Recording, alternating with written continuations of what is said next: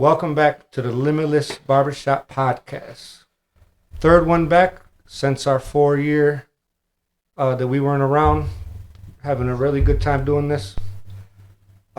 Today, I got someone that's very, very special to me. My boxing coach. She's been like a father to me since I was a little kid. The one person that I could say, no matter what, everyone might have been mad at me when I was a kid. I might have did something. Rene is never mad at me. This guy's always been great to me, and that's why he's one of my favorite people. Welcome to the Limitless Barbershop Podcast, Rene. Oh, thank you, Jay. Appreciate it. I appreciate you coming by. It's always good to talk to people who have been in the gym that we've coached before. Yeah. So this is kind of special for me too. Oh, it's probably one of the most special podcasts that I'll ever do. That's for sure. Yeah, I was thinking like, God, what? I haven't asked Rene to do the podcast yet.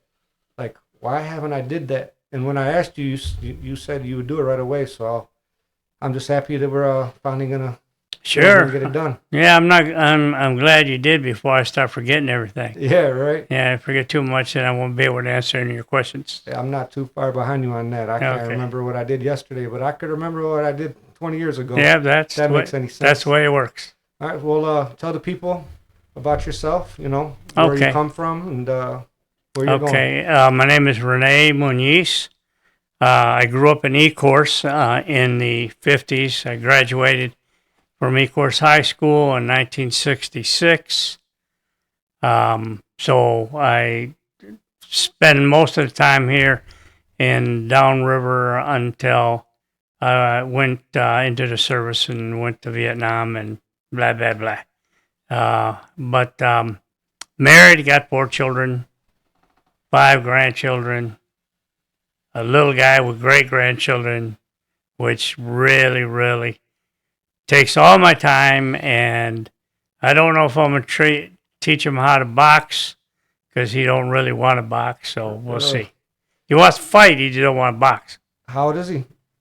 5. 5? Oh, 5. He'll get it. Yeah. Vic right now, I train with him down the street at the gym and stuff like that, but it doesn't seem like he's that interested.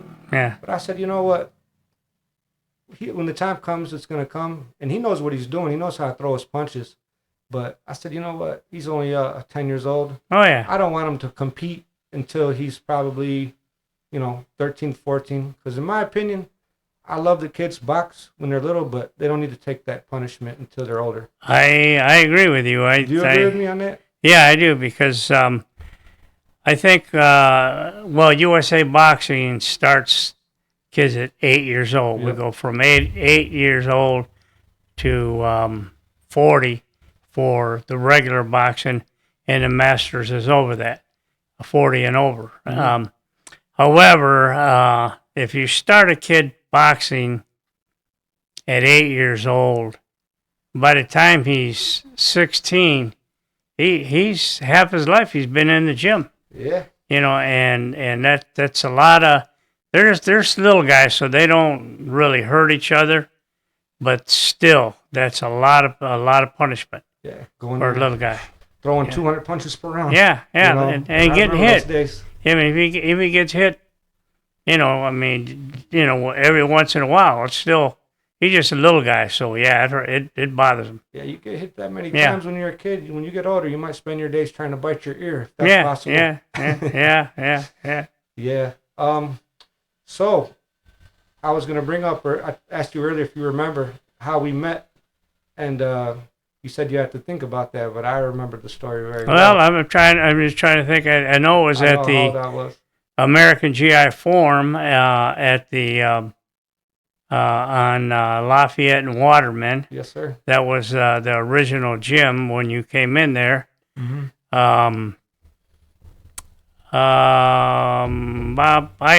Other than that, I just remember training you guys. There was a whole bunch of people who came in. Yeah. Well, here goes what happened. So I wanted to box. I was 11 or 12 years old. So my grandma, she's looking around everywhere for me to go. And I ended up at Dearborn Sports. You remember that? Yeah. With Ali, and I remember there's a pro there named Cotty King. Yeah. You remember that guy? Yeah, Cotty King, yeah. And I was there for 2 weeks. And I remember one day, I look over and the door opens, a bunch of Mexicans walk in. I'm like, what the hell? I said, where are you guys from? You were like, well, we got a gym, American G.I Forum, Lafayette and Waterman. And I was like, no shit, I live 5 minutes away. So that's how it happened, because, I was over there, and it was kind of weird for me around that time. And I needed to get out of there, I'll tell you why. So there was a guy there, and I had never sparred before. I was 11 years old. I've never sparred before. And he was like, oh, I'll give you some work. He had a fight coming up. He was like a lot older than me. And I remember my grandma was there. And I've never done it before, so I'm kind of like, my adrenaline's going. And I'm throwing all these wild punches. And I hit his nose with my head. Boom! He goes, you broke my fucking nose. You broke my nose. I was like, I'm sorry. And I guess he had to call off his fight. So I was a little uncomfortable around there at that time. So it was time for me to get out of there. But, I went over there, GI Forum the next day, and I was there. For a long time. It was some of my best memories of my life. The GI Forum was a good place to be. Had a lot of young boxers and young men and women and girls came through there. Spent a lot of time there, and I'm kind of glad I went down there because it's kind of a different element. I grew up in Ecorse, however, I moved to Lincoln Park, and after I come home, and when I started the gym, I lived in Lincoln Park. I still live in Lincoln Park, but it's a completely different type of element than down in Southwest Detroit. Really 100%. is. Yeah. Oh, yeah. And so I'm kind of glad, glad. God, if you just sit back and think about it, what you did for the community is something that just such a beautiful thing. Because I remember a lot of kids would come in there, like myself, we're from the inner city over there. Mm-hmm. And I remember used to be like, you do your homework? You didn't do your homework? Well, you can't train. You were really, really watching out for these kids, and a lot of the kids didn't have anybody at home. And what you did is something that most people can't do in a whole lifetime when it comes down to doing good. And I'm telling you, like, I've seen what you've done with some of these kids, throughout the years, including myself. And if it wasn't for that, a lot of people might have went in a different direction. You have a huge impact like that, Yeah. Well, I appreciate that. Thank you very much. And that's there's a lot of satisfaction in, and that's only unless when you want to get some pros and stuff like that. When you're teaching amateur boxing, there's no monetary gain out of there. Mm-hmm. It costs you money. Yep. It costs you time, money out of your own pocket. It's you're spending a minimum of 4 hours a day, 4 or 5 days a week, Monday through Thursday or Friday, and then a weekend. So to me, I mean, not just myself, but I'm talking about all the other coaches. There are coaches. In fact, we gave at the Golden Glove tournament last week. We gave and every year the Golden Gloves gives an award to one of the coaches, and this year it was Glenn Wilson. Glenn Wilson. Yeah, he's a good man. He goes back a long ways. He's getting there. Yeah, his age, right? Yeah. He's I don't know how old he is, but there was a time when he trained, but he had more state champions than Amanda Stewart did. Oh yeah. Yeah. Okay. Yeah. In those days, but anyway, to me, the coach is the one who is very important in the boxing community and any sport. Any sport. It doesn't matter, because the coach is trying to get what he knows, his knowledge, to teach the young athletes, whether it's boxing or baseball or football, basketball. I went to my great-grandson Christian's first t-ball practice the other day, And the coaches, he told him, don't go past this line because he didn't want him to get hit by the bat. Mm-hmm. And so he drew a line there, and the kids just jumping over the line. You could see it where he was getting frustrated because they weren't paying attention, but they're just kids. And that's what he's doing is he's like any other coach. He's spending time with them to get them to just learn how to learn. Yeah. That's what you're doing. That's what it's all about. Mm-hmm. Now that I think about it, it's basically, a lot of tournaments throughout the years, and I've never had to pay for anything when it comes down to gas or anything like that. So you paid for everything always out of your own pocket. Oh yeah, you never told me to give you any gas money or food or anything. No. We the intention was to take boxers and young men and women who come into the gym and to teach them something. And if they got to worry, well, you had to pay your dues. Okay, you had to pay. You got to join USA Boxing, which at that time, probably when you were training, it was like $50. Might have been $50 for a year. Mm-hmm. It's up a little bit now, and the probably training didn't matter because what we did is because I had the ring at the time, and I would rent the ring out and put the money into the gym. Yeah. And it would help me take, cause we went everywhere. You name it, we went there. Yeah. Every tournament, probably you've been to every state for sure. Oh yeah. We if they had tournaments there and we took boxers, they wanted to box and they were available, we would go. Yeah, if there was any tournaments in Antarctica, you would have been in Antarctica. Well, I don't know, but... What about Alaska? Have you ever been there? Where? Alaska? Alaska, no, but I took him to Russia. Yeah, I remember that. Yeah, that it was just as cold there. Yeah, I remember. Who all went to Russia? Because I was there at that time. Okay. I remember that. We took Canito Drake, Tyrone Ivory from Detroit. We took... Adam Trupish and what's his name? That other guy from 178 from Windsor, and then Mike. Is that his name, Mike? No, Mike Perry was another fighter. He was from Canada, though. Yeah, he was from Canada, and then there was 4 guys from Chicago. Okay. So yeah, Mike Perry. He was about 147. Mike Perry was a little young. He was a little smaller than that. He was 130. No, 140. Yeah, because he used to come and spar with Juan Buendia. Yes. Okay, I was making sure I had the right guy. That guy could throw. Yeah, Mike was a good boxer. He probably had 5 or 6 fights and as a pro. Mm-hmm. As amateur, we had plenty. We had a lot of them. I was friends with his coach, Greg Price. Always come by. But Mike was. Then he went into had a business and, he stopped boxing. So yeah, it happens. Yeah, well, he's doing well for himself. That's all that matters. Yeah, and that's important. Yeah, hopefully he has kids and they box. Yeah, I don't know because I've lost touch with him, so I don't really know. I know he was engaged, so but I don't know anything after that. All right. So well, out of all the years, you being a coach, what's your most memorable moment in your career as a coach? Something that have happened, a fight with somebody, something that's number one when it comes down to that. I'll tell you what really sticks to my mind. It was we were at the ringside tournament.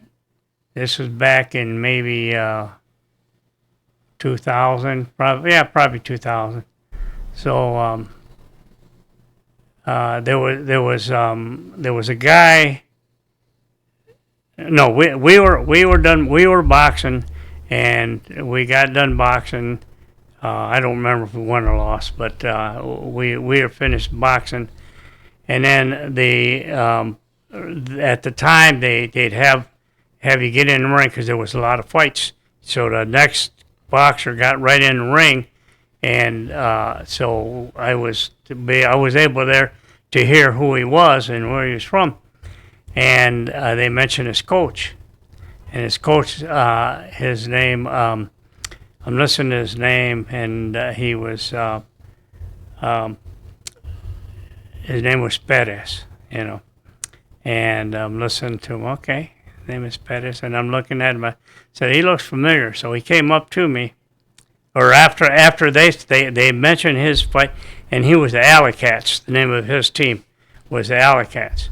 So, and I'm thinking, the Alley Cats, what the hell? That was one of our call signs when I was in Vietnam. Mm-hmm. So I'm looking at the coach, and I'm thinking the name, and I'm not putting things together. But then as they mention his name, I'm thinking, well, I served with him in Vietnam. Really? Yeah. So, and we were the same weight class, We never wound up fighting each other. Yeah. He was, because his boxer was right after mine, same weight class, Mm-hmm. but his name was Luis Perez, and when they mentioned his name, I'm thinking, I know that guy. So he was actually, and I've never seen him In the or United talked States? to him since we left Vietnam. Oh, wow. So that was kind of, we sat there and talked, and I see him all the time now. Oh, Talk man. to him, yeah. That's crazy. That's a small world. Oh yeah, I mean it is. I mean to be a coach, and he's a coach, and he right after us. Had it been a little switch on the draw, Mm-hmm. we'd have been in the ring at the same time. Oh, boy. So that would have been cool. So at that time, were you coaching or were you boxing? Because I was coaching. Okay. I was coaching. Now, let's talk about that. I know I asked you a few times throughout the years. Did you box when you were in the service? Well, I did a little bit. 'Cause I know you did a little amateur. No, yeah, but I didn't do the amateur like they do now. Yeah. These It's kids. a totally different Yeah, situation. it's completely different. Completely different. So, Yeah. but I mean, now the kids go. We like our Golden Glove team. We take 10. Well, we take 10 now. We used to take 12 boxers, male boxers. Now that the women they put us down to 10, Mhm. and they're 8, I believe, in their weight class.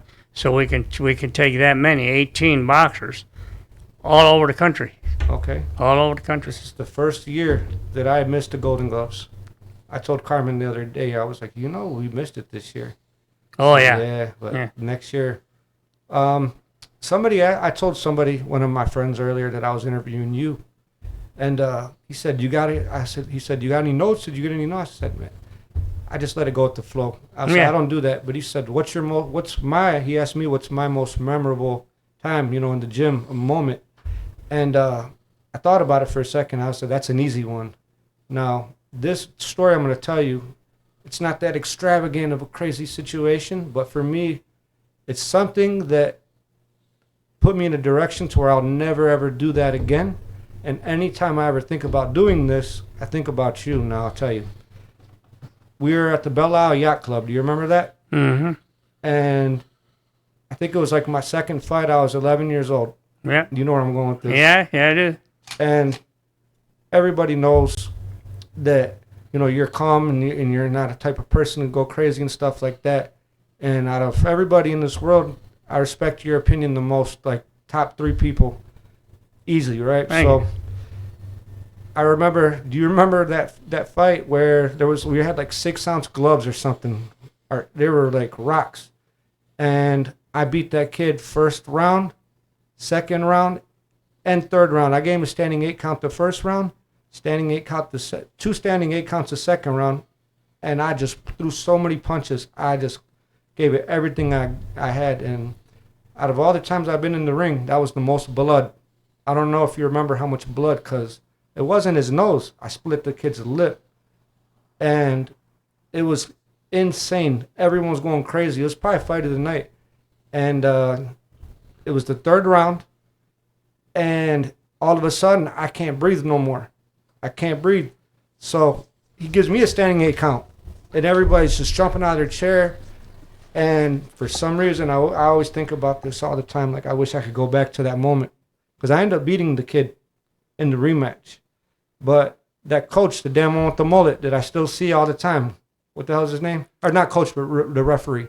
With the mullet.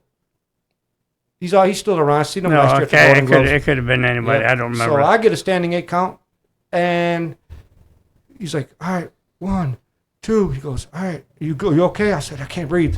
He goes, do you want to continue? And there was only 15 more seconds. And I said, I can't breathe. He goes, can you fight? I said, I can't breathe. Called the fight off. And, man, that was just like a load. It was, I got hit with a ton of bricks, right? Like, well, why did I do that? There's only 15 seconds.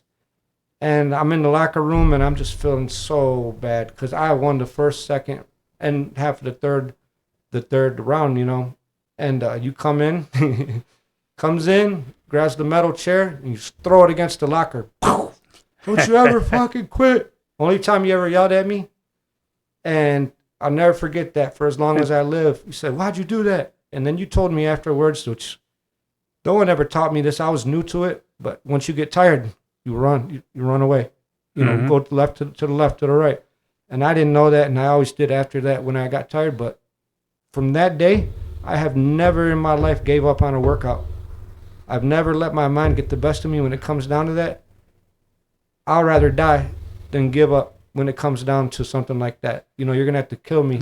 I don't care if I can't breathe. And if it wasn't for that particular moment and you doing what you did that day, I might have gave up again a few more times. I can remember that because I checked the scorecards at that after that fight, and you had won on there were at the time we had 3 judges, and on all the scorecards you were winning all of them. All you had to do is finish it. You had won the fight.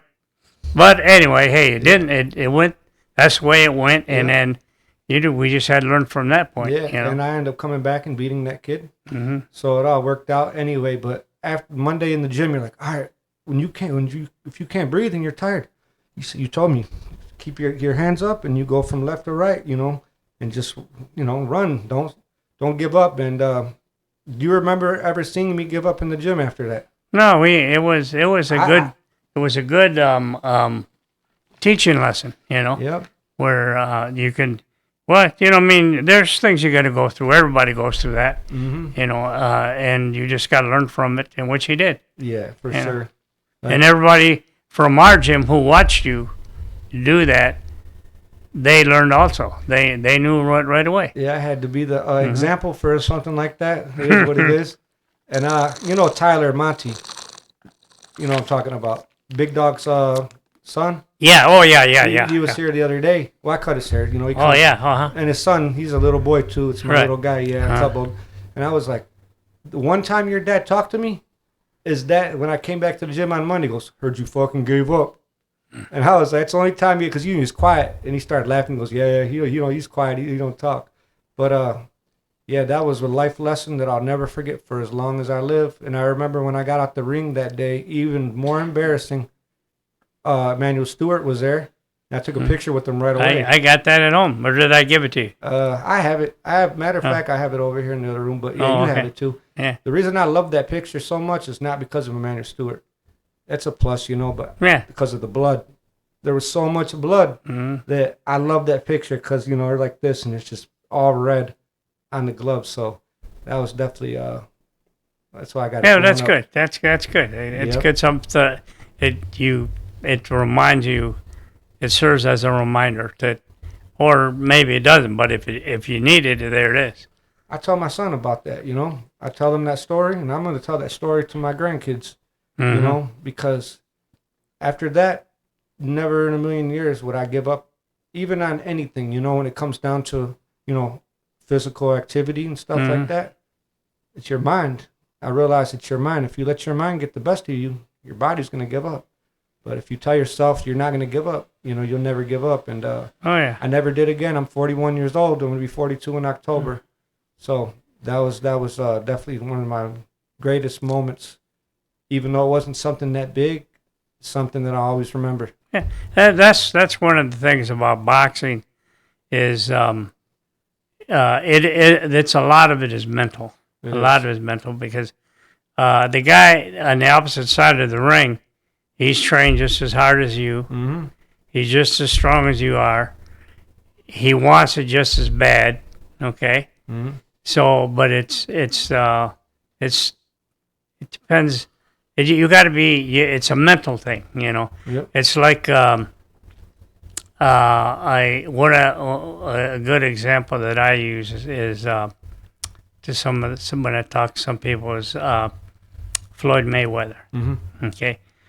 Floyd Mayweather is 50-0. You know, he never lost a fight. You know, and in fact, we fought him a couple of times. Canelo Drake fought him a couple of times, and before he even got in the ring, Floyd had already beat Kenny before he even threw a punch because he had, he psyched him out. So it's mental, you know. Floyd was. I don't think he was the best. No? No, I don't think he was the best. In the amateurs? Yeah, or in pro. Okay. You know, he wasn't the fastest, wasn't the strongest, but he was definitely the smartest. Yep. Smartest, and like I said, the guy right across the ring has done everything you did. Mm-hmm. You know, so when you get inside the ring, it's the mental, it's the boxing IQ. Yep. And the mental stuff that you do inside. So that's why Floyd did so well. Yep. I tell people all the time, I hated him. I hate him because I'm the biggest Oscar De La Hoya fan, you know? Mm-hmm. And they had their little thing. So back then, I can't stand De La Hoya as a person, but he's still my favorite fighter of all times. I can't stand the person, the stuff that he does, but that guy's always going to be my favorite of all times. And I always said Mayweather ain't shit, this, that, and the other. I couldn't stand him. But now that all that's over with, he's the greatest of all times, in my opinion. Mm-hmm. Not the most exciting, but he is the greatest of all times. And I really believe that he could come out of retirement right now at his age, and he'll beat anybody in the weight division. And that's my opinion. Well, he's good. There's no question. You don't drink. You don't do nothing. He still trains every day. Yeah. He'll beat anybody in the weight division, and it might not be knockdown, drag out, but he's going to figure out a way just to beat him. And that's why that guy is the greatest of all times, in my opinion. Probably the most entertaining fight that Floyd. I mean, when he fought Oscar De La Hoya, of course we were all on Oscar's side, and we all wanted Oscar to win. Blah blah blah. That. But when he fought a guy named, this was when he first started. Well, I don't know how many fights he had. His name was not Emmanuel Burton. His last name was Burton. Oh, I think Emmanuel Augustus. Yeah, the drunken. Yeah, he was Augustus. He changed his name, Burton. Same person. Yeah, that guy was a badass. Well, you know drunken what? Style. Floyd beat him from here to there. Okay, I watched it. And the thing that was entertaining about that is he never quit. He just kept coming and kept coming and kept coming, and Floyd knew that he was going to keep coming, mm-hmm. and he knew what to do. He knew how to outsmart him. He already outboxed him. He just beat him up real bad.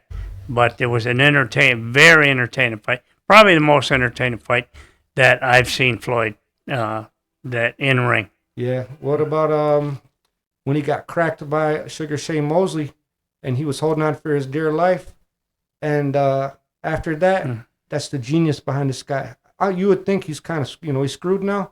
He went in there and picked him apart after that. And anybody that got a few punches in on him, you're fucking in trouble now. Because that guy's going to come after you, and he ain't going to stop. And it's like you said, he's the smartest. Mm-hmm. That's a true story. And as of right now, he's all over the internet. And I'll tell you why. He's been going at it with Bill Haney. Oh, yeah. Did you hear about this? Yeah. Yeah. But that wasn't Floyd's fault, though, was it?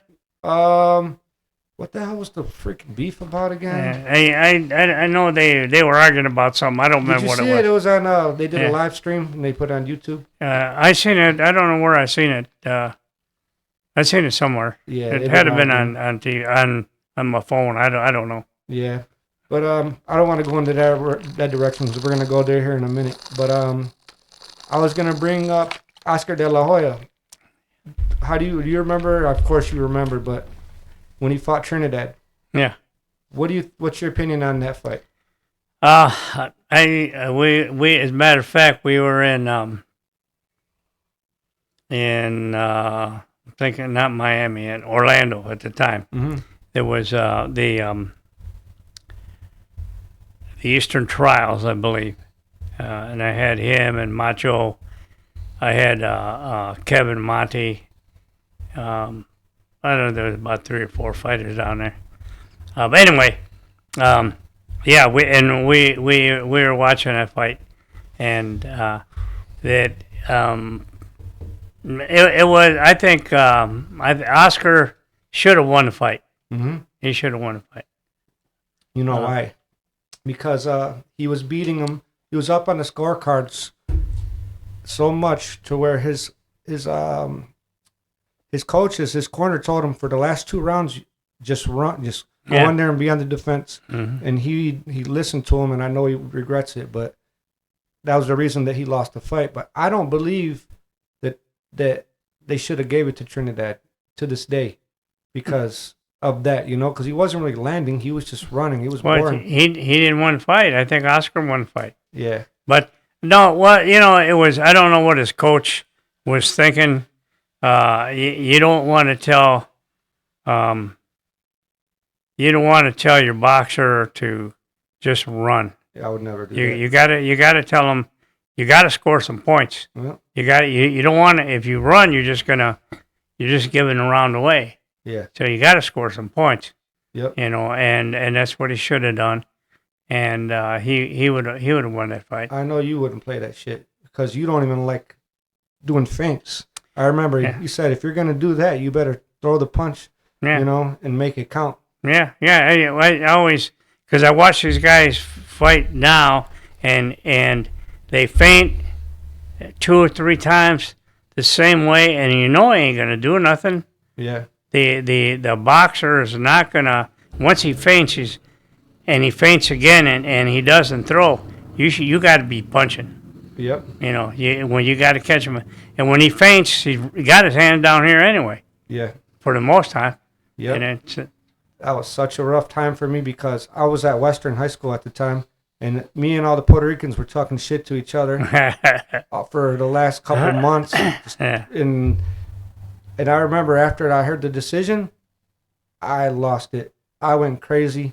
And I went up on Werner, and the Puerto Ricans were acting like they won the Super Bowl. Yeah, they were freaking Honda, and I was just pissed. I remember because I had to come back to school Monday and face the noise. People are gonna talk shit to me or whatever. But yeah, they were. I heard that they were gonna take that fight to the Supreme Court. No, I don't. You ever hear that? No, I don't. Because they wanted to overturn the decision. Mm-hmm. But I guess it evidently it didn't ever happen. But I hated Trinidad so for the longest because of that. But I watched Trinidad on YouTube all the time. That guy was amazing. Now, do you feel that Trinidad had the best left hook in boxing? I think that back in that time, De La Hoya had a hell of a left hook, but that thing was just so beautifully. The mechanics were just so beautiful from Trinidad. What's your opinion on that? Well, the best left hook I would have to say was Joe Frazier. Yeah. Yeah, I mean, in my opinion, and one of the reasons is when he was younger, he broke his arm, and he couldn't extend his left hook, his left hand out there.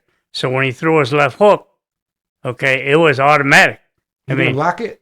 He didn't have to lock it. He couldn't extend it. Mm-hmm. He just put it out there, and it was the right distance. Okay. And I think he had a good left hook.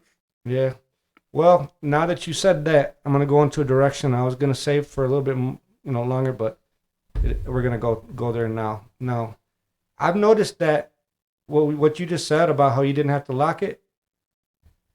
Ryan Garcia, his left hook is the best left hook, and the out of everybody that's boxing currently, he's my opinion got the best left hook. But he throws it, and it's like an arm punch.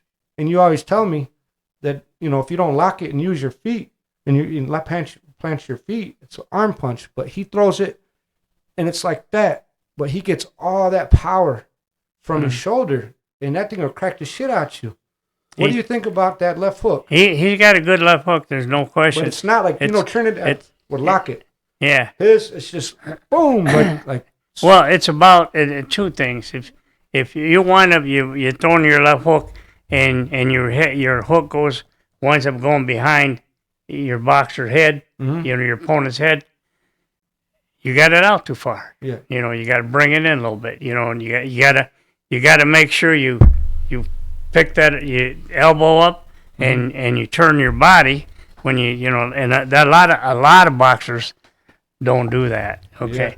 Yeah. They're not using, because you watch them and they're good position this way, but they're not getting any power because they're not. It's just like batting. You got to get your hip out of the way. You got to get them out of. You got to turn them first. Yeah, that's my favorite punch. Yeah. It's a good one. I love that punch. Yeah, it's a good one. Yeah.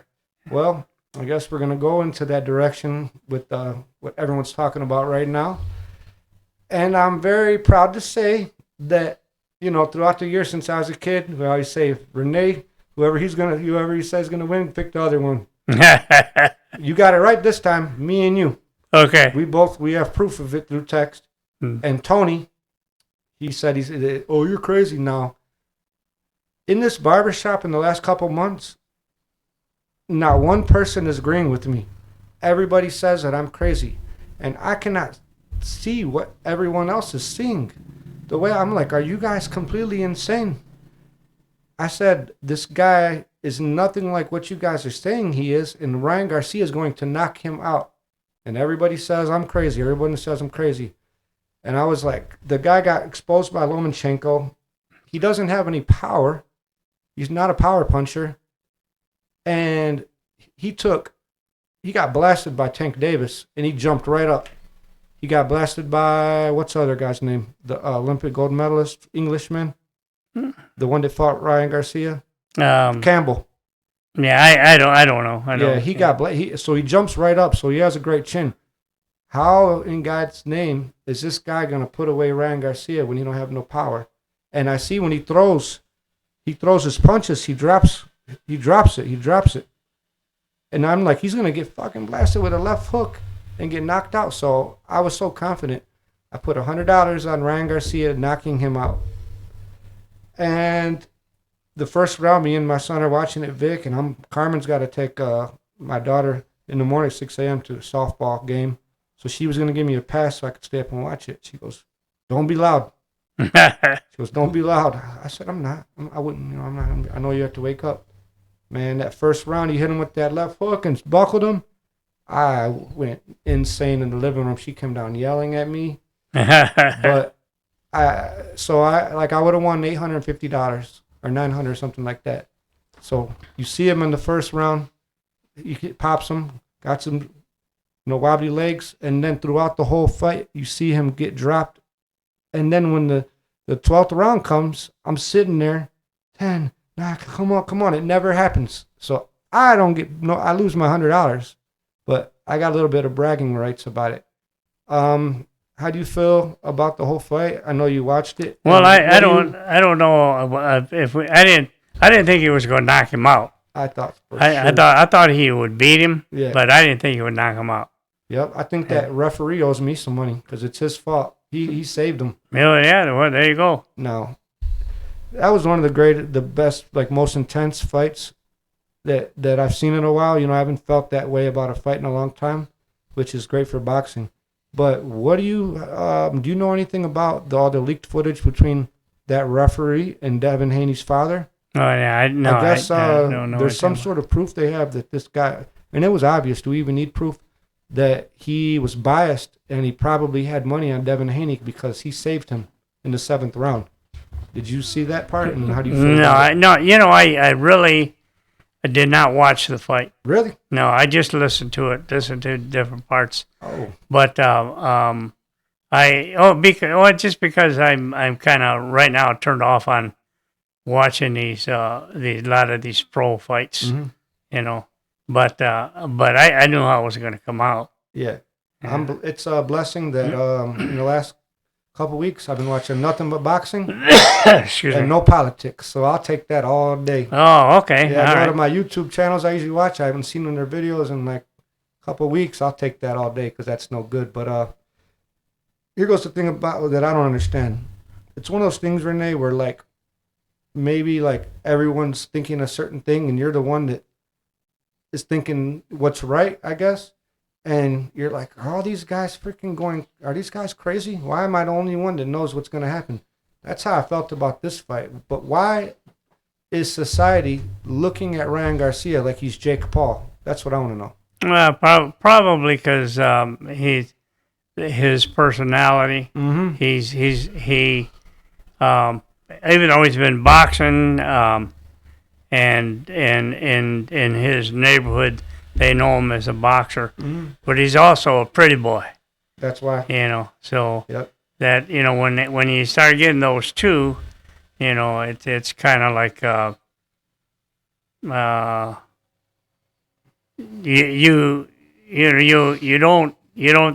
you just think about what he talks about how pretty he is, and he's a good-looking boy. There's no Yeah. question about it. No question about it. Yep. But why? I don't know. Yeah, I'm sitting here. I'm looking at the situation, and I'm seeing that everybody is looking at Ryan Garcia against Devin Haney like this is just some YouTube boxer that wants to get some clout. I'm like, why don't you guys freaking pick up your phone and Google the shit and see that this guy's a 14-time national champion. He has like 200 amateur fights or something. With his record is like he's got a couple losses, not many at all. Mm-hmm. And the guy's been boxing since he was 7 years old. See, everybody they don't look at that and they see him being like a social media guy and stuff like that and always screwing around. He's pretty, of course. And even Paulie Malignaggi, I was very upset with him. Everybody, Timothy Bradley, all those guys said that he doesn't have a chance. And I'm like, are you guys not seeing what I'm seeing? This guy's a highly decorated boxer. Mm-hmm. So that's the crazy thing. But I wish I would just put the money on him winning. I know what you're saying because I was in Chicago when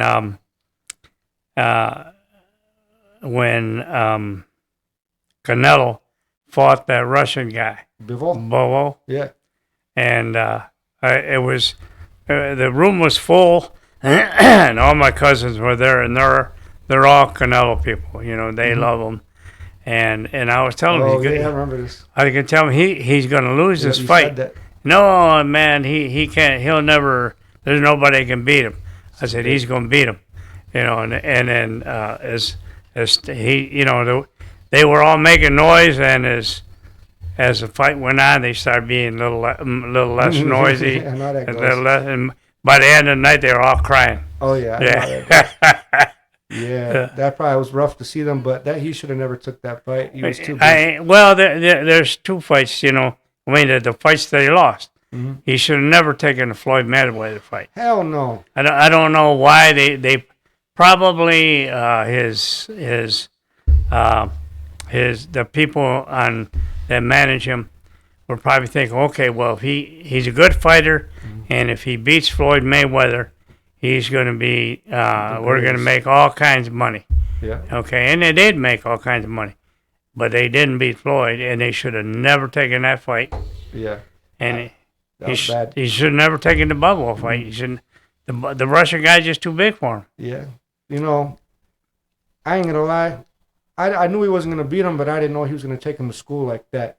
Oh, And after that is when it really sealed it in my mind that this guy is the real deal, because he was just clowning him, and that's around the time where Canelo was 25 for 10 years straight. Remember that? mm-hmm. He's only 25 years old. He's 25. I'm like, that guy's been 25 for the last 10 years. Mm-hmm. But yeah, that guy, he probably regrets that. And Bivol, that guy, he has a fight coming up, I believe, real soon. Yeah, he's fighting that. Russian dude. He's Russian. Excuse me. He's fighting a Ukrainian guy, isn't he? one way or the other. Yeah. I don't know the names. That's going to be a good fight. Yep. But to me, the best guy out there right now Already know what you're gonna say. is So, David Benavidez. David Benavidez. I hope Canelo never fights him because Don't do it, Canelo. yeah, he's gonna. Don't do it. I'm gonna call all my cousins in Chicago, and I'm gonna bet him some tamales. Well, You know. I don't know if you know this, but you just took the words out. That's the direction I was going in. Just about to bring up David Benavidez. Now, what I was gonna say in that is, Canelo. Everyone's saying he's ducking him. I am not gonna say a damn word about Canelo if he says he don't want to fight him. He does not have to fight him. You don't have anything to prove. Leave your legacy where it's at, because he doesn't need to fight him. I'm not gonna call him any sort of names because he don't want to do it. That guy's the baddest on the planet. Yeah, That's my favorite fighter right now. Benavidez there's two things about that is Speed and power. is Canelo is a type of fighter who wants you to come towards him. Yeah. David Benavidez is the kind of fighter that goes towards you. Yep. Okay, and so now you it's not like someone is fighting the other person's fight. You're both fighting your own fight. Mm-hmm. Okay, but David Benavidez is by far much. Well, he got a longer reach. He's stronger. Canelo's strong. There's no question about it. He's probably the strongest one that Mayweather ever fought, I think. Yeah, for sure. Yeah. And he's strong, but David Benavidez can punch. Man, I play that guy in the barbershop all the time. You know, it's all his highlights and stuff. And that guy has some of the most beautiful, fast combinations when he puts someone out that I've ever seen. And I've been watching boxing since I was a little kid. Yeah. That guy is the shit. And he has a fight coming up right now. Do you know who it is? I don't know. Because I know I who do. it is. I do. My wife, if she was here, she could tell me.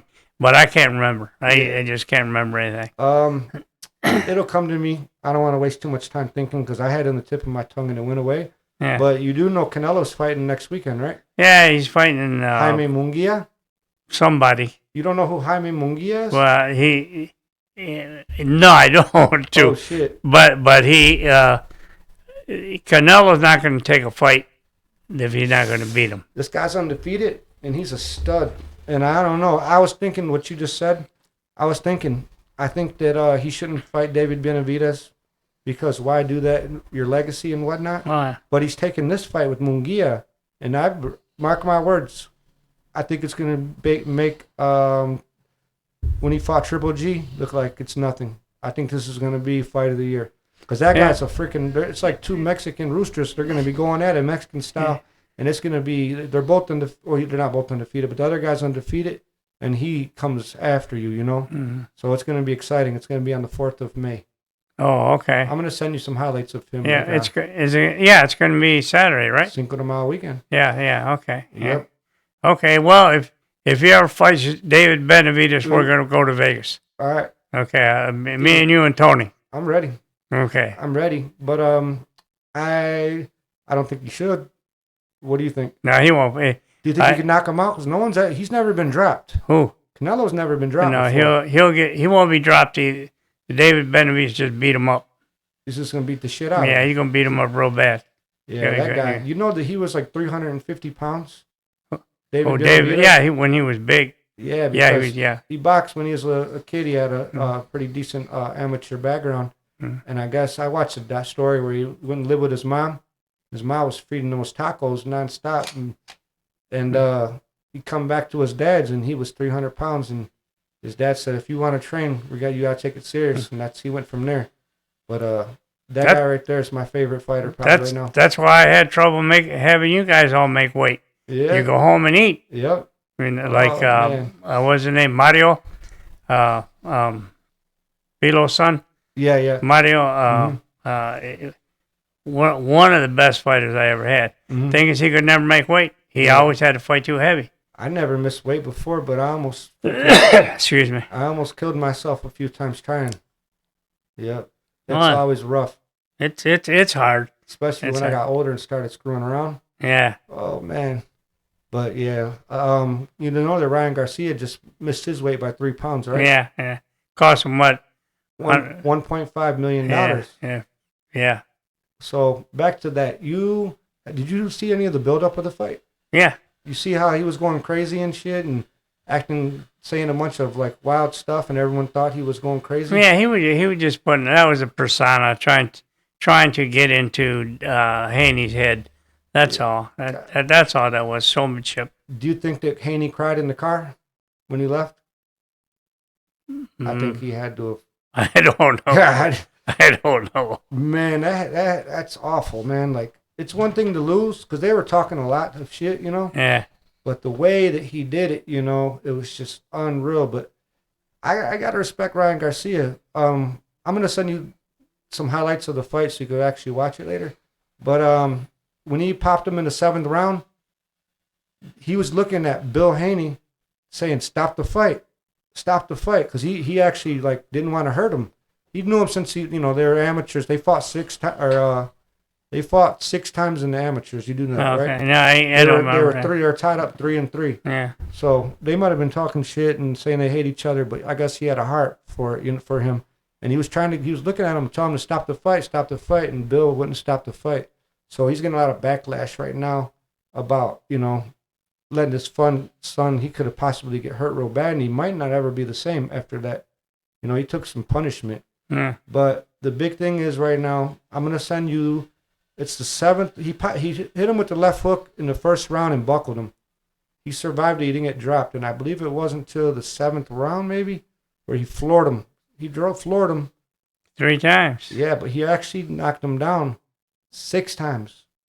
That referee was counting it as a slip, saying he slipped when he got popped with a left hook, and he's holding on to his waist for his dear life.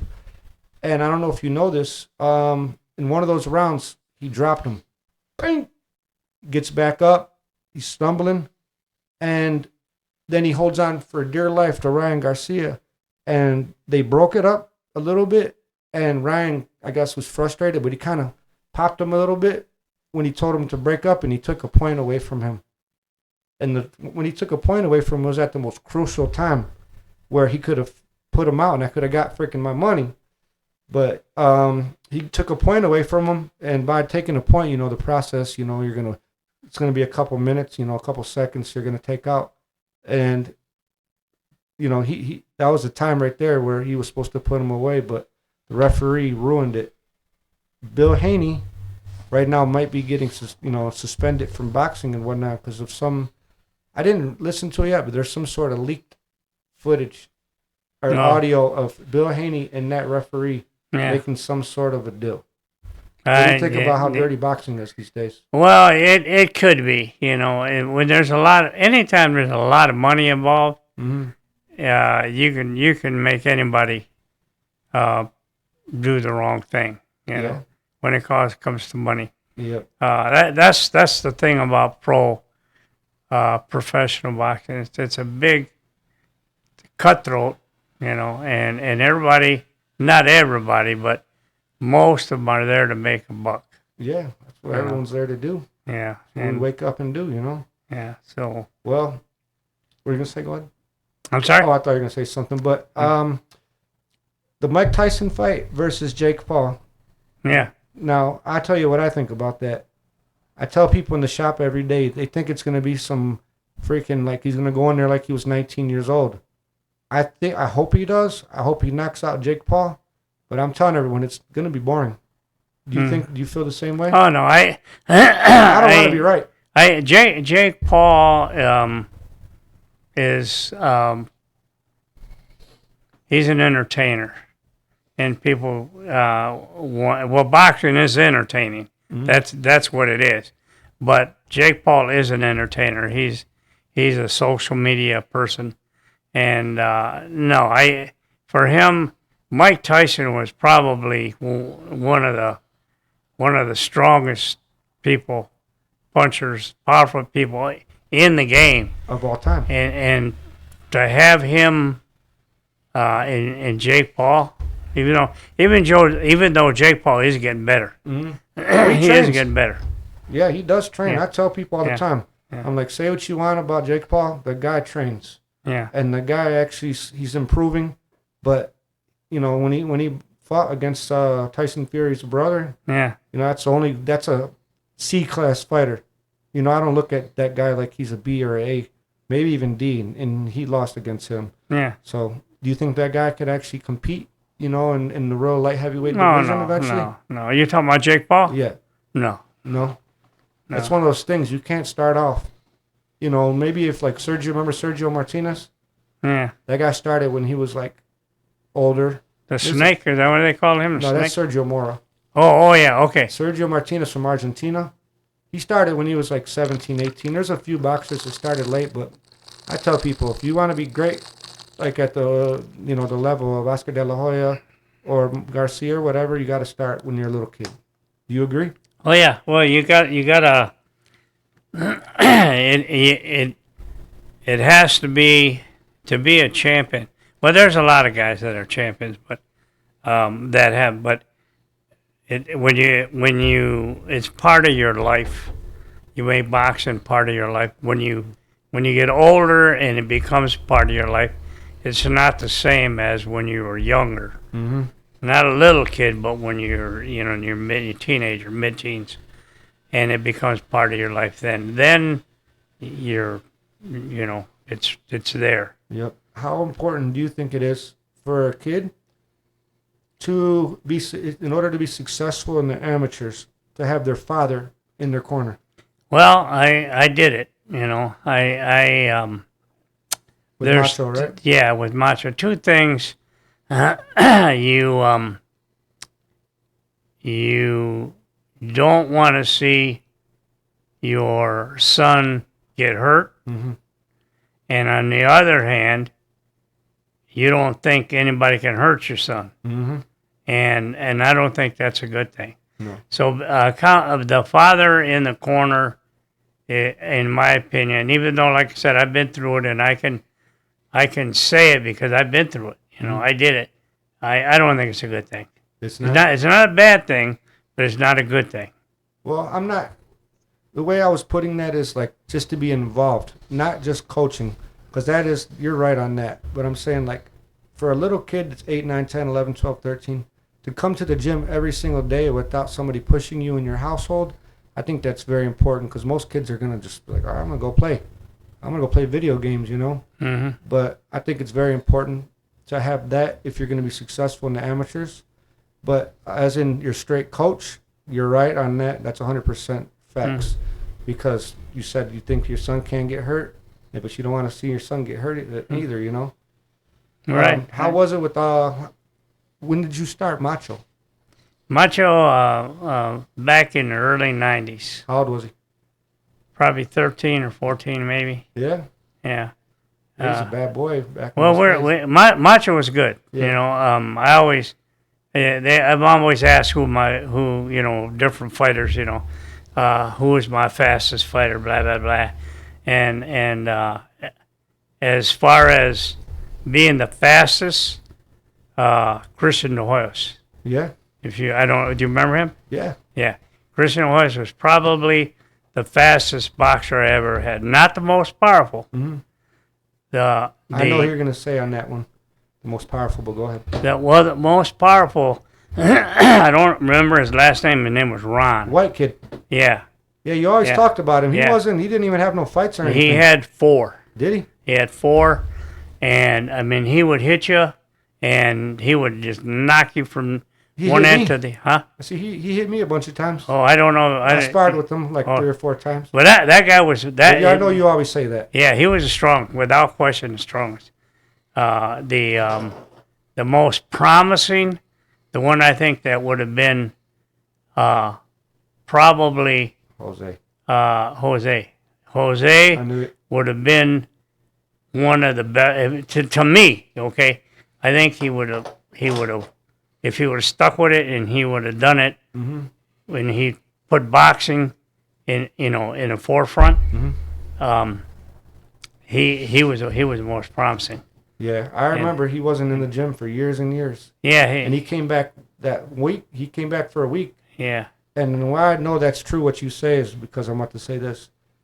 I was in great shape, and I sparred with him, and he hasn't put on a pair of gloves in years, and he was freaking cracking me with uppercuts. Yeah. Because I was taking easy on him because I knew it's been a long time.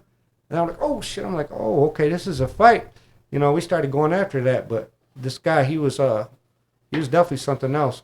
Because once you leave the gym for so long, you're rusty, you know. Oh, yeah. That guy jumped in there, and he looked like he's been training, you know. Yeah, yeah. Yeah.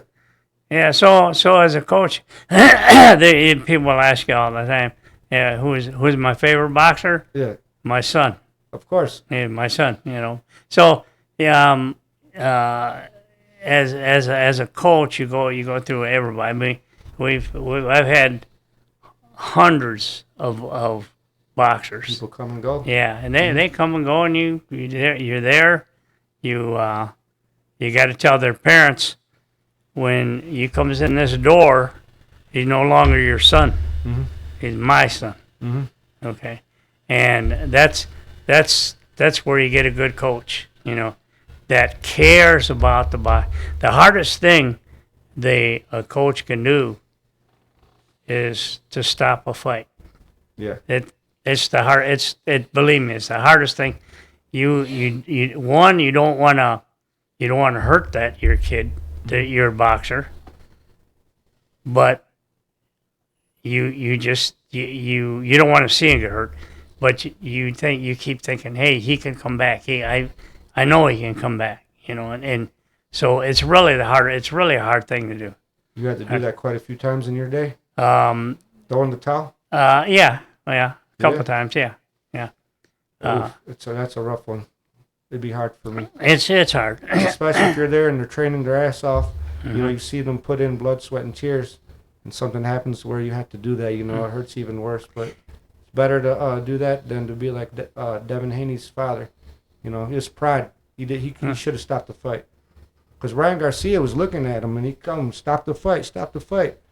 And he never did it. But the really rough part about what happened was, you know, he's never been down. Ryan Garcia's never been down before. Or not Ryan, but Devin. Mm-hmm. He never hit the canvas, and he was undefeated. You know how they interview your coach in the middle of the fight? Like, hey, so how do you feel about, you know, the way the fight's going? And they interviewed Bill, and they're like, you say, I think this, that, and the other. He was talking about it. And as he was getting interviewed, that's when he got dropped for the first time on his ass. Oh. So you could see him in the background look over, like, oh, that had to have been rough to see your son get popped. And oh, yeah. A long time for that. It's hard. It's hard. I saw Macho get knocked out. Yeah? Yeah, and I'm like, oh, my God. How old was he? Probably about 14, 15. He just started fighting. Yeah? Yeah, and actually, he did that because his coach had told him the wrong thing, I believe. Whose coach? Macho's coach. Oh, you weren't his coach? At the time I wasn't his coach. Oh, okay. Okay. Ron Johnson was his coach. Or maybe Keith. I don't know. One of the two. Keith Jackson? Yeah. One of the two. But anyway, yeah. So I know exactly how it feels. Yeah, I know how it feels too. It's rough. Keith Jackson, where's this guy been at? I just talked to him about 2 weeks ago. Okay. Canito Drake had come over. Okay. And we spent a little time, and we're talking about Keith.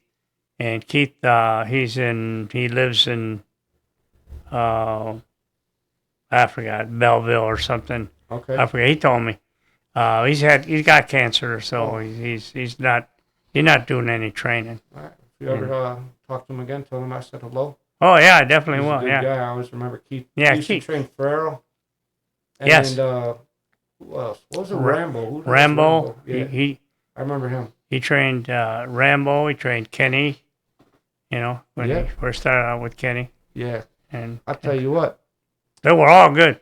Yeah. They were all good. Yeah, the sorest that I've ever been in my life is when he took me and Juan Buendia and I forget who, but we went to like Ecorse High School at the track, and we were doing sprints, and I worked my ass off throughout the years. That was the sorest I ever been in my life. I couldn't walk for a while. Well, running is completely different than lifting, I hate it. and we're lifting weights and exercising is a completely different thing. And you might think you're in real good shape and you might look great and you can lift 1,000,000 pounds, but to get you to run a mile, that's kind of tough. Yeah.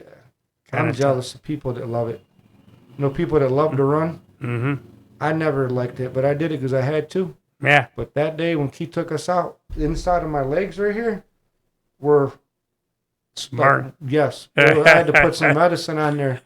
And like I said, I did a lot of that in my day, but that was rough. Juan was like a freaking Speedy Gonzalez. Yeah. I remember he was in good shape. He had a fight coming up. Yeah, I took him all to make him. I made him run. Of course, I used to run all the time. Yeah. But when I take Juan out there and have him run time trials, you know, we would do sprints and blah blah blah, you know. Yep. Yeah, that fight I had, or that time when he took me, that worked out really well for me because that's when we fought up north when we went to that tournament in Traverse City. Oh yeah. So I that worked out good. It When was you a good fought time. that lumberjack, eh? Yeah. Yeah. Okay. Yeah. Yeah, I'll never forget that one too. Yeah, that guy was like had probably hundreds of people there for him. He most certainly did. Yeah. Remember the doctor went home or something like that because you know the doctor has to be present in order for the fight to go on. I'll never forget it. We're on what was that casino called? Do you remember? No. Turtle Creek. Well, it could have been Turtle Creek. Yeah. Oh no, it's the Sands, wherever the hell that No, was. Turtle Creek's up north. It's in Traverse City. Yeah, so Yeah. we're up there, and it's time for me to come out. And I remember coming out from the locker room, and we had to go through the crowd to get to the ring, and everyone in there, fuck you, you're gonna get knocked out, this and that. Someone threw something at me. They were like pissed, man. They were giving me a hard time. And then the guy comes out, and he's like this, looking at me. I'm like, oh shit, here we go. And he was just looking at me the whole time. He's gonna kill me. He was a big boy. And I remember we went and touched gloves, and there was, that guy was from there in Traverse City. Yeah. He had hundreds of people there. They had signs. Yeah, he had a big crowd there. That was the main event. Yeah. Because of that guy. And I remember that we hit gloves. They were like, all right, go back. And then all of a sudden, they're like, stop. Because the doctor's not present. So they're looking for the doctor. And I remember we were sitting down in the corner, and he's just looking at me like this. And I'm just like, all right, man, enough is enough, man. Like, chill out. Everyone's like talking shit to me. And I remember I had my arms up like this, and I could always remember, like, put your arms down, because my arms would fall asleep. Yeah. And then they found the doctor, and that guy probably hit me one time. He couldn't hit me. Yeah. And that was probably like rough for him being all those people there. I remember you and Grady both won the fight. Yeah, he was the one before it. And that's the reason the doctor was gone, because he ended up, the guy that he fought had to go to... Somebody who, either you sent him to the hospital or Grady's opponent. Yeah. One of the guys had to go to the hospital. So the doctor was with him. Yep. Had to check him out before he could come back. Yep, but... And go ahead. Reason. Yeah, I just talked to Grady the other day. Okay. In fact, he called me on the Haney Garcia fight. He wanted to know too. Oh yeah. Yeah, because did he pick the right person? Well, yeah, he picked Garcia. Yep. Yeah. But in all my years, I've never had a standing 8 count. They gave me a standing 8 count for talking shit. You remember that? Yeah. Yeah. And you were yelling at me in between rounds just to let the judges know that you're taking it seriously, because this guy was talking looking at me so hard, and all of his boys were just talking so much shit to me in the audience that have I ever been disrespectful before in the ring? I don't think No. I mean, and at that's that time I was talking shit to him in his ear. Yeah. He couldn't catch me, and I was lighting him up, and I would like, come on, man, come on. And the referee was a referee from up there in Traverse City, so he was like, stop. He goes, he took a point from me. 1 point. And he goes doing like this, like talking. And I was like, did that just happen? Have you ever seen that happen before? Oh, yeah. I never seen it, just me. Plenty of times. Yep. But afterwards, the fight was not even close, of course. that was a bad. That wasn't. It didn't really work out for him that day. But he was cool after that. They invited me to their after party, which I'm not gonna go to. Yeah, they were like, he was real cool. He's a real nice guy. Yeah. I'm talking to him. He said I almost knocked him out in the second round.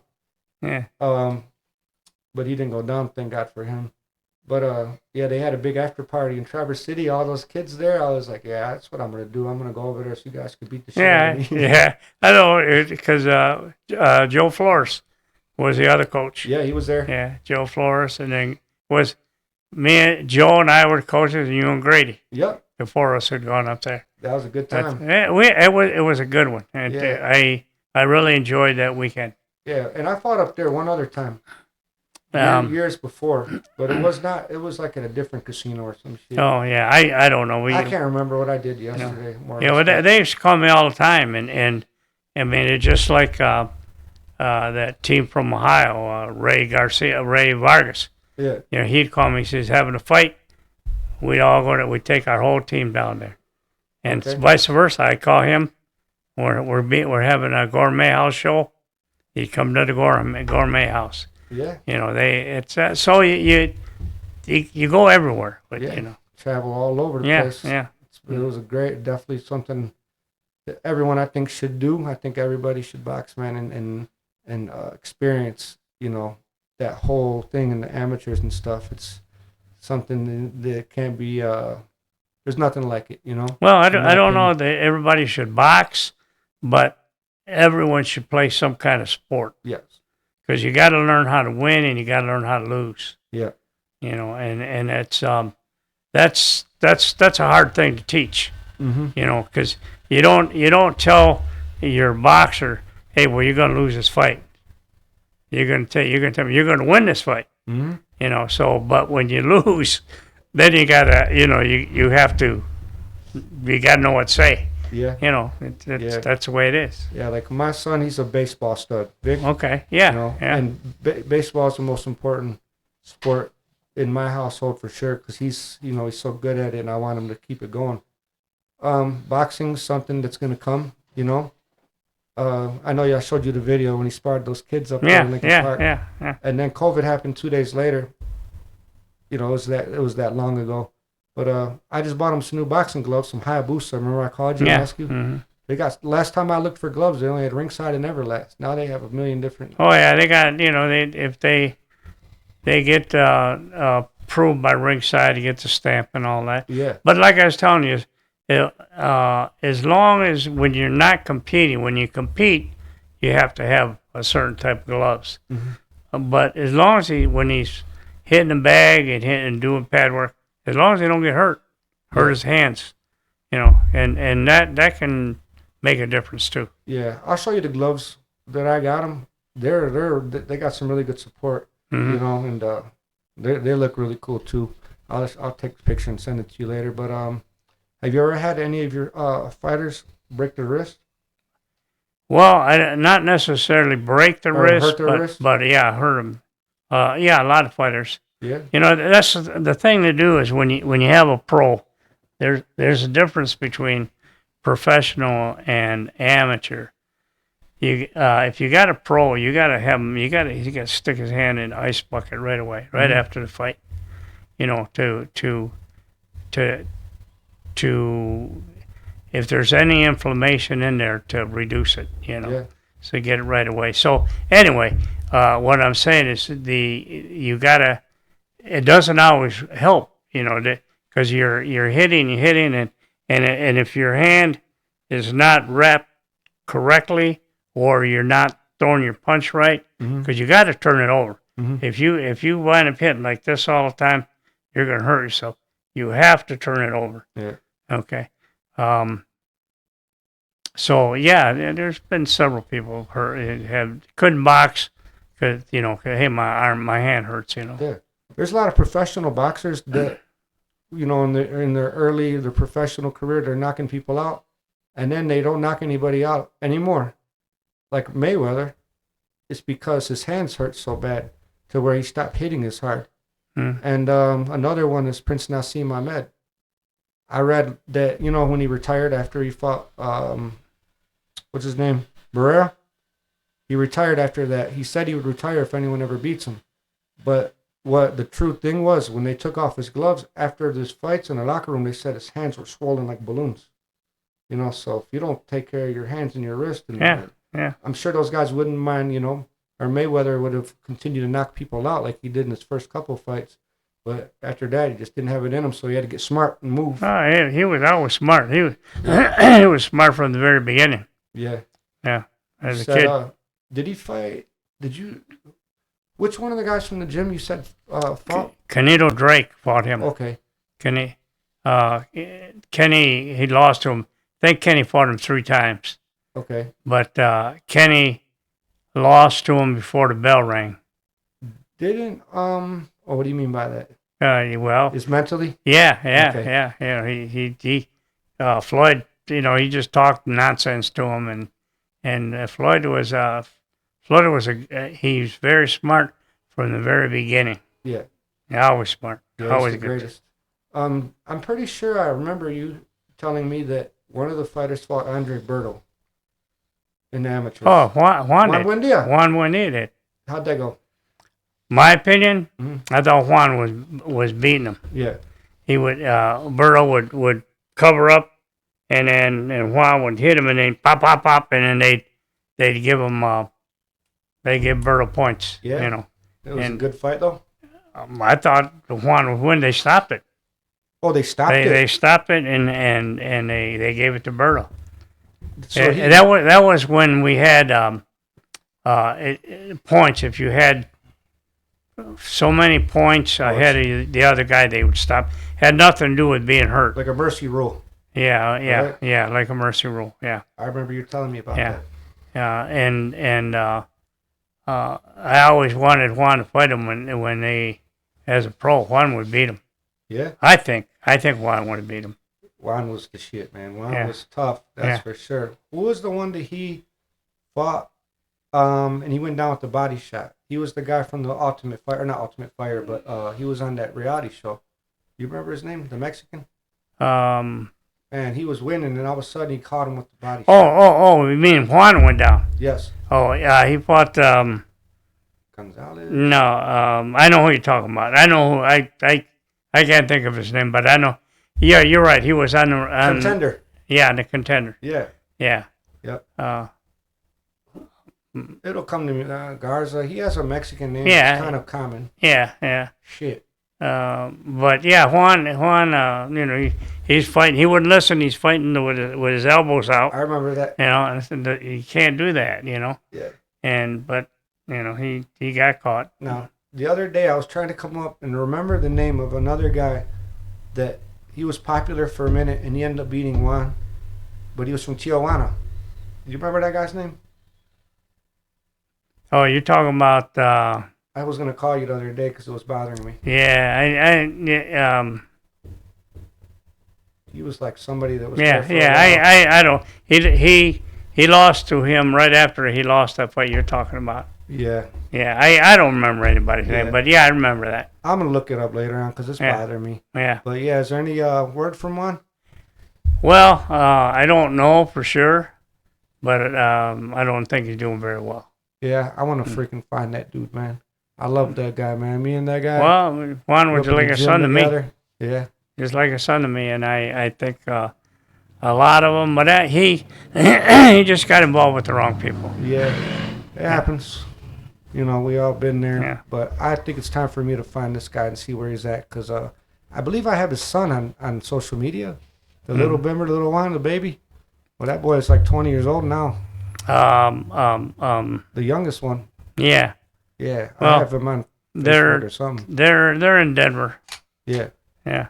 I believe that he was living in Mexico too for a while. They were all living in Mexico. Durango. They were all living in Mexico, and then Yannette came to Denver and took Lorenzo Anthony is his name. Took Lorenzo and the little guy. Yeah. Took him over, and Anthony went back to Mexico with his father. Okay. And then the other two stayed, but they got it straightened out, you know. So, Yeah, I'm gonna find out where that guy's at. I He- would love to talk to him, and I'll have him come Yeah, back over here. We'll talk to him. yeah. I'm gonna, They're doing good. The boys are doing good. They're in. the one was boxing. Yeah, he was boxing. He was gonna. He was. I thought he was gonna be in the Golden Glove Nationals, Oh, but really? either he didn't win or didn't fight or got hurt or something. But he didn't. He didn't. He wasn't on the team. Didn't qualify. He wasn't on the team for whatever reason. I didn't find out Yeah. for sure. Speaking of the Olympics and stuff like that, Eric De Leon, he was supposed to go into the Olympics, and I believe he threw his shoulder out. Am I right? Because that guy's amazing. He was one of the greatest amateurs of all times. Yeah, Eric was a good fighter. He was a Mhm. good fighter. Yeah, he hurt himself. I don't know where. I don't remember where Shoulder, he was at I as believe. far as being on the Olympic team or anything like that. But he had hurt himself, Mhm. so it kind of put a stop to him right then. And you know, I don't know who they took. I can't remember. Yeah, if I'm not mistaken, I remember the story went threw his shoulder out, something like that. If I'm not mistaken, and then the guy that beat him and going to the Olympic trials is somebody he has beat multiple times. So it just wasn't meant to be. But yeah, he had a lot of amateur fights. I know that. Oh, Eddie. Yeah, Yeah, Eddie had a few. He had a few. probably 250. Well, I Something don't like know. that. I wouldn't know how many he had, but he when he turned pro, he had enough fights where, you know, you need to turn pro. You need these guys now turn pro. They turn Just for no professional. reason. They're not even ready. They're not even ready. What do you got to say about that kid, that Martin? You know what I'm talking about? Motn. He's like a kid that was like big time badass amateur, and now he's with the money team. Do you know who I'm talking about? Terrell Martin. You don't know what I'm talking about? No, I don't. Oh, okay, yeah, that guy. He just turned pro, and he's like, I believe, 17 years old, Oh yeah. and he's badass. He's like fought maybe 3 pro fights. I'll send you a video. I thought you would know. He's like the most popular Yeah, amateur turned pro that Yeah. is out right now. There's some good fighters Mutton, out there. I think. Shit, I'll figure. But it out. I now that I resigned from the Golden Gloves last year. Mhm. I kind of there's a lot of new faces that I don't know, Mhm. you know, because when I resigned last year, but 2 years before, well, last year I went to Pennsylvania, but 2 years before that, I didn't go to the Nationals, so I didn't know. There's a lot of people, a lot of good fighters that I didn't know. Yeah, you see anybody right now that's coming up in the amateurs that you think's going to be the next Well, I'll tell you big what. thing? Like, is someone to keep your eye out on? Right now the best boxer that I see, his name is Jair Thompson. Where's he from? He's from Norwayne Boxing Club. Well, it's the Kronk now, Mm. but it used to be Norwayne. And I think probably the best coach out there is coaching him. Erskine Wade Mm-hmm. is probably, in my opinion, is probably the best coach in the game in the Detroit area. Okay. You know, I don't know these other coaches, but Erskine Wade is his coach. His name is Jair Thompson. Yeah, He's I'm gonna good. Look out for him. He's one. He's going to the Nationals, and I think he'll win in his thing. The other one that I think is going to be, of course, he got hurt, so I don't know how he's going to do on that. Is his name is Brendan Graff. He's only got about 10 fights, 12 fights. Mm-hmm. I think he's only lost 1, maybe 2. He's good. Where's he from? He's from I don't know, maybe Taylor. Oh, really? Yeah, he's a good fighter. What's his weight? 178. Oh, damn. I think he needs well, his mother feeds him a lot, you know, Mhm. so he eats a lot. So he needs to come down in weight, in my opinion. Okay. Oh, I know how that goes. To be a better fighter. And Brendan Graff. Brendan Graff. All right, I'm gonna He's keep an eye out. excellent. I think he's an excellent boxer. What gym? He's from Dynamics? Empire. Oh, Empire. Empire. Dave Rose is his coach. Okay. Brendan, I think if he does it right, he's gonna be hard to beat. I'll be looking out for him. Yeah. How old is he? I would think he's 20. He just started boxing, but he's Okay. probably about 22, maybe. I'm gonna keep an eye out. I don't know. Maybe he's 18. I mean 20. I can't remember how old he is, but he's a good boxer. I'm sure he's gonna want to turn pro pretty soon. Well, I hope not. Because he's definitely not ready for that. Yeah. Yeah, he needs to get more. Well, he got hurt. Okay, so when he'll be back, and I just talked to his coach. Just sent me an email. Said he'd be back in June, ready to compete. So I don't know what type of injury he's got. You know. I hope he gets better. Yeah, I do. I know do it's too. rough. Because I think it'll be good. Yeah, I'll be keeping an eye out because a lot of people in the amateurs, you see them coming up in the amateurs and they're like, highly decorated, and then you don't see them again. No. Like I remember, there was one particular that I thought was going to be like the freaking next Mike Tyson. He was from Kansas. We were kids, and his name was Jeremiah Grazianzo. You remember? Yeah, I him? remember him. Yeah. He was a heavyweight. Yeah. They call him the White Mike Tyson. Yeah. And I remember seeing that guy fucking coming in there, white boy, boom, boom, knocking people out. I think he was a national Golden Gloves champion. Yeah. And no one knows who he is. He never did anything in the pros. No. You see a lot of that. You've seen a lot of that Well, today, I'm sure. That's the thing, when if you're going out there in a game like that, and the other person is hitting you, Mhm. you're getting hurt. Yeah. So if the guy down the street offers you a job, and you're going to make good money, and you're not going to get hurt, so you're going to do that. You're not going to. Why get hurt if I can make good money? Yeah, that makes sense. Makes a lot of sense in the world. There's a lot of guys that have done that. Yep. Well, I'll tell you what, Rene. I'm so happy that you came on my show, on my podcast. You mean a lot to me throughout the years. You're definitely like a father to me. It's a relationship that's only once in a lifetime. You're going to meet someone like that. And I appreciate you coming out. We're going to wrap it up. Well, my pleasure, Yeah. The best thing as a coach is to see one of your students, one of your boxers, become successful. And you as a barber, you're doing something for yourself, for your family, and for the community, and you're doing a good job, So that's my payment, when I see people do a good job, Yep. get a good job, be successful, that's it. That's what makes you feel good. Yeah, and like when I thought about the other, I'm like, I'm gonna ask Rene. I hope that he accepts my invitation because he's such a important person to me. I have 3 tattoos. I got my mother on me, and I have my wife, and I have my coach.